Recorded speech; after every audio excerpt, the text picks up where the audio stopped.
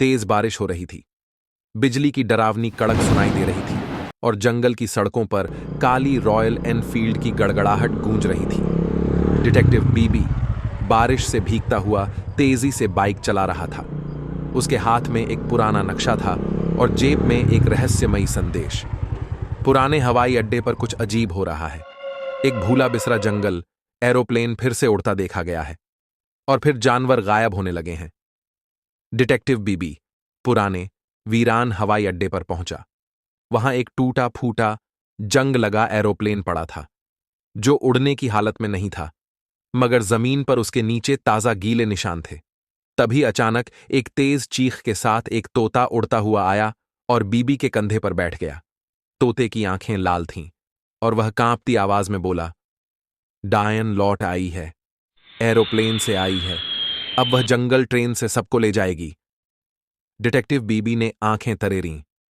अब उस डायन को सबक सिखाना होगा। जंगल के बीचों बीच अचानक एक डरावनी ट्रेन की सीटी गूंजी। डिटेक्टिव बीबी ने बाइक घुमाई और देखा, पेड़ों के बीच से एक पुरानी जंगल ट्रेन तेज रफ्तार में दौड़ रही थी, बिना किसी ड्राइवर के। हर डिब्बे की खिड़की से झांक रही थीं सफेद आंखों वाली आत्माएं, भूत। डिटेक्टिव बीबी चिल्लाया, ड्राइवर कोई नहीं, ये ट्रेन डायन की है। अचानक आसमान में काले बादल छा गए।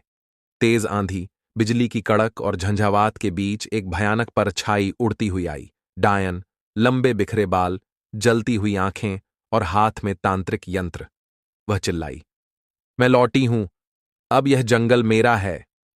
डिटेक्टिव बीबी ने जेब से निकाली चांदी की घंटी, जिसे बाबा जंगलिया ने दिया था। जैसे ही घंटी बजी, हवा कांप उठी, भूत चीखने लगे और ट्रेन अचानक रुक गई। डायन उसकी ओर झपटी। डिटेक्टिव बीबी ने अपनी बाइक डायन की तरफ घुमाई। हेडलाइट से सफेद तेज रोशनी निकली। डायन जलती हुई चीखती और भस्म हो गई। सुबह का सूरज उग आया था। जंगल में शांति लौट आई थी। भूत, ट्रेन और एरोप्लेन सब गायब थे।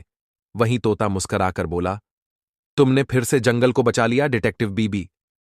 डिटेक्टिव बीबी ने चश्मा पहना, बाइक स्टार्ट की और जाते जाते कहा, जहां रहस्य होगा डिटेक्टिव बीबी लौटेगा।